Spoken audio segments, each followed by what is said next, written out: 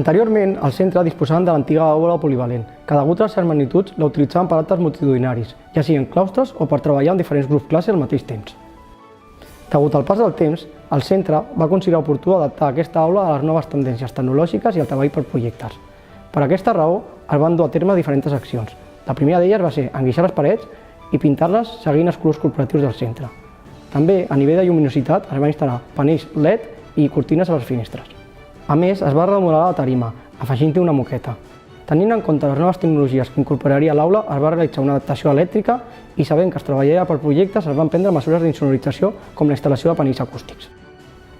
Després de les remodelacions, passem a les actuacions tecnològiques. Les principals són un servidor central amb microprocessadors en substitució dels ordinadors de sobretaula.